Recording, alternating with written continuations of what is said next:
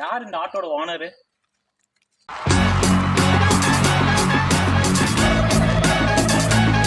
நான் தான் ஓனரு.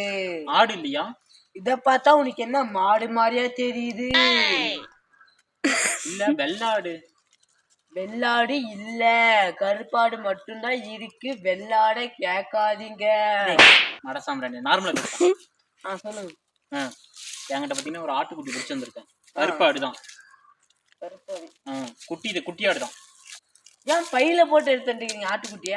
வெளிய பாக்குறேங்க, கண்ணு வச்சிருவாங்க. அப்புறம் உங்களுக்கு வெயிட் குறையன்னா குறையும் இல்ல. நீங்க கை தொட்டு பாருங்க, கை மட்டும் விட்டு பாருங்க எப்படி இருக்கு. ரேட் மட்டும் சொல்லுங்க. ரேட் மட்டும் சொல்லுங்க. தூக்கி பார்த்துட்டு சொல்லுங்க. போடு.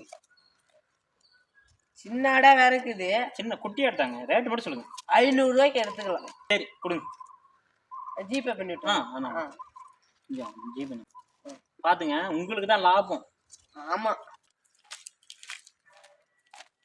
ஆடு குட்டியா தான் இருக்கு. ஆனா பொசு பொசுன்னு கும்முன்ட்டு இருக்கு. இன்னைக்கு ஒரு குட்டி